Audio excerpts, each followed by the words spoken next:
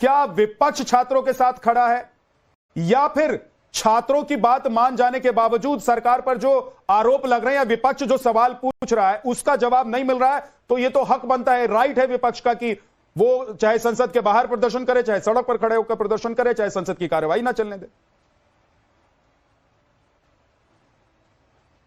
नहीं, ये हक नहीं बनता कि संसद की कार्रवाई नहीं चलने देंगे। पहले इन्होंने कहा प्रधानमंत्री जी उसका धर्मेंद्र प्रधान जी का इस्तीफा लीजिए तब चर्चा करेंगे। इस्तीफा तो हो गया, छात्रों की सारी बातें मान ली गई, अब क्यों नहीं चर्चा करेंगे? तो इन्होंने गोल बोर्ड सिर्फ कर दिया, कह रहे नहीं चर्चा हम करेंगे, आर्टिकल रूल 267 में चर्चा कराइए।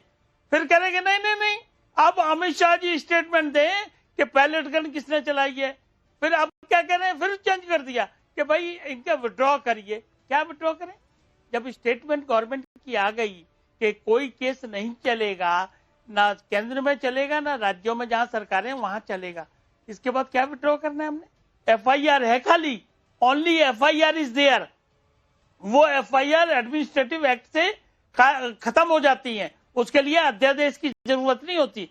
देखो, इनका सिर्फ मकसद है राजनीति करना, इनका मकसद है पार्लियामेंट ना चल पाए, इनका मकसद है कि छात्रों के कंधे पर बंदूक रख के देश करने देगा।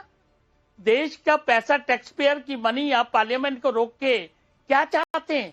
आप नहीं चाहते कि विधेयक आए, विधेयक पास हो?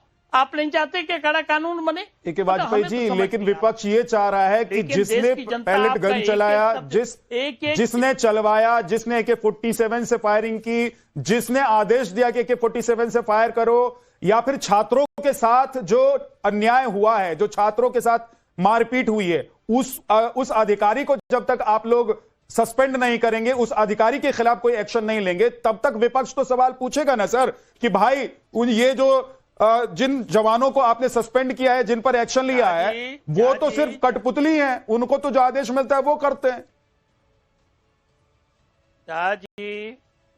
जहाँ जी दिल्ली पुलिस की प्रेस कॉन्फ्रेंस करी है उन्होंने 2 दिन पहले, और उसमें एक एक चीज खोल के बताई है, इनको जानकारी होनी चाहिए। दिल्ली पुलिस ने बड़ा क्लियरली कहा कि 470 ऐसे अकाउंट हैं जो विदेशों से सक्रिय होकर चल रहे थे, उसकी जांच चल रही है, उसकी रिपोर्ट 1-2 दिन में आ जाएगी, किसी को बख्शा नहीं जाएगा। और ये प्रधानमंत्री वाकई संवेदनशील है, खाली कहने के लिए नहीं है। रात को 12 बजे वीडियो खुद डालते हैं अपने आप बना के, जबकि प्राइम मिनिस्टर हैं, पूरा प्रोटोकॉल अवेलेबल है, लेकिन उनको चिंता थी भविष्य की, इसीलिए कड़ा कानून लेके आए, टास्क फोर्स बनाया, CBI को इन्वेस्टिगेशन, ठीक है सर, ओके, 13 लोग अरेस्ट हो गए, फास्ट ट्रैक कोर्ट में केस चलेगा। मतलब कहां कमी रह गई हमारे पार्ट पे? ठीक है सर, ये सिर्फ राजनीति करना चाहते हैं। वाजपेयी जी, लौट कर आऊंगा आपके पास। SN सिंह साहब, अगर विपक्ष संसद के बाहर हंगामा कर रहा है, प्रदर्शन कर रहा है, विरोध कर रहा है, सरकार के खिलाफ नारेबाजी कर रहा है और सदन को नहीं चलने दे रहा है, तो विपक्ष को सदन के बाहर भी तो जवाब दे सकते हैं ना। जिन लोगों से जवाब विपक्ष चाह रहा है कि उनको चाहिए, वो लोग सदन के बाहर भी तो जवाब दे सकते हैं ना। प्रेस कॉन्फ्रेंस बुला लें, संसद के बाहर ही खड़े होकर मीडिया को संबोधित करते हुए जवाब दे दें। विद्यानाथ जी, लोकतांत्रिक व्यवस्था में संसद की मर्यादा तो बहुत बड़ी है। संसद में क्यों नहीं चर्चा चाहते हैं? इसलिए नहीं चाहते हैं कि संसद में चर्चा करेंगे तो बहुत सारी समस्याओं पे ध्यान आकर्षण होगा।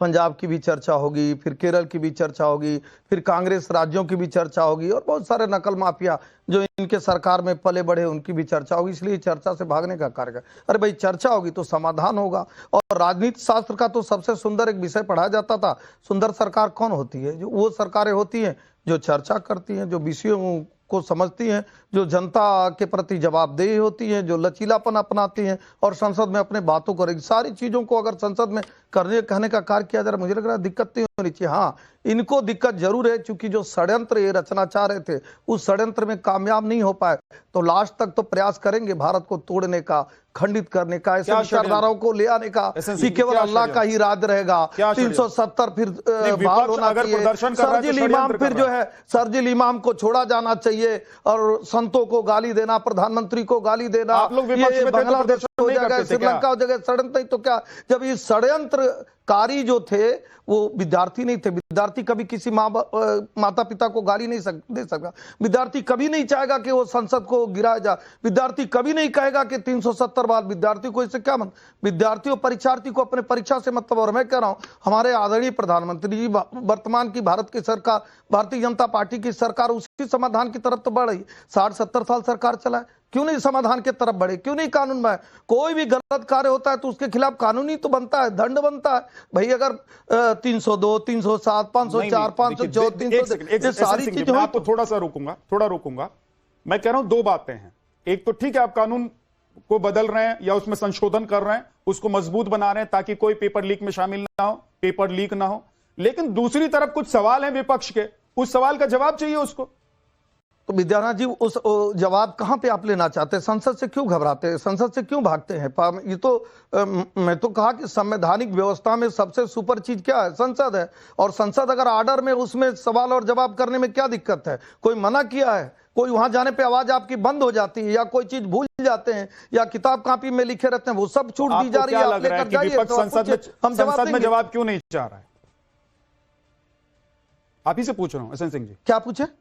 विपक्ष सदन में क्यों नहीं जवाब चाह रहा है? मैं तो कह रहा हूं, सड़क पर क्यों जवाब चाह रहा है? नहीं, इसलिए नहीं चाह रहा है कि उसको जवाब चाहिए नहीं, हो जवाब करना नहीं है। वो पहले भी कहते थे। आप बताइए, जब श्रीलंका में आंदोलन हुआ उस समय कहां पेपर लीक हुआ था? जब बांग्लादेश में ऐसी अप्रिय घटना घटी उस समय कहां पेपर लीक हुआ था? उस समय भी ये लोग कहते थे, इनके नेता कहते थे कि एक दिन भारत भी जो है बांग्लादेश बन जाएगा, एक दिन भारत भी नेपाल बन जाएगा। ये सारे षड्यंत्रकारी षड्यंत्र में लगे हुए हैं कि सत्ता किसी भी तरह से चाहिए। मुझे लगता है कि भारत के लोग, कोई भी सभ्य समाज इसको नहीं स्वीकारेगा कि आपको सत्ता इस नाम पर चाहिए कि आप फुहड़पन करें, आप गाली देने का कार्य करें, आप अपराध करें, अपराधियों का साथ दें और षड्यंत्र रच कर सत्ता प्राप्त करें। मुझे लगता है इस नाते ये संसद में चर्चा नहीं करते हैं, क्योंकि संसद में चर्चा करेंगे एक मजबूत बिल आएगा, और बिल ही तो रोकथाम होता है। और किस तरह से रोक? ठीक, पूजा जी। विद्या जी, अभी एसएन सिंह साहब कह रहे थे कि सदन से क्यों भाग रहे हैं। क्या आज देश के गृह मंत्री अमित शाह जी, क्या आज देश के प्रधानमंत्री नरेंद्र मोदी जी सदन में आए? सदन से क्यों भाग रहे हैं? सदन तो लोकतंत्र का मंदिर है, चर्चा से क्यों भाग रहे हैं? आज सुबह से नहीं आए। आपने कहा हमें सड़कों पे चाहिए। आज खड़गे जी ने, प्रमोद तिवारी ने लोकसभा में हर जगह, आपको पता है 2024 में जब बिल पेश हो रहा था, यही नकल अध्यादेश बिल पेश हो रहा था, तो राहुल गांधी कहां थे? पता ही नहीं होगा पूजा जी, रहते ही नहीं है संसद में। मजबूत बिल जब सीए का आता है नहीं रहते हैं, 370 पे नहीं रहते हैं, 3 तलाक पर नहीं रहते हैं। यही मजबूरी है, क्योंकि षड्यंत्र रचना है, जान सूरत से मिलना है, फंडिंग ले आनी है। अरे भाई, देश के प्रति इस तरह का भाव मत दिखाइए। ये देश है तब राजनीति है, देश है तब राजनीतिक पार्टियां हैं। देश में विद्रोह करके सत्ता प्राप्ति का जो ख्वाहिश देखा जा रहा है कांग्रेस, ऐसा नहीं होना चाहिए, नहीं होना चाहिए, ऐसा नहीं होना चाहिए। दूसरी बात, एसएन सिंह कह रहे थे ये विद्यार्थी नहीं है, ये तो अराजक तत्व है जो अच्छे विद्यार्थी घर में रह के पढ़ते।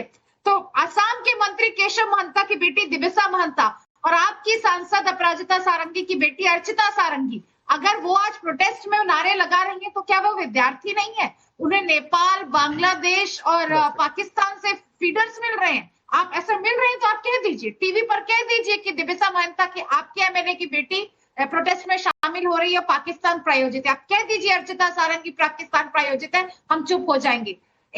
प्रियंका जी के बच्चे क्यों नहीं, एक सेकंड रुक जाइएगा, प्रियंका जी के बच्चे प्रोटेस्ट में क्यों नहीं उतर रहे? पूजा जी, बदनाम करने की कोशिश बंद करिए। आपको सदन में आंसर चाहिए। कहां है त्रिपाठी जी, पूजा त्रिपाठी जी,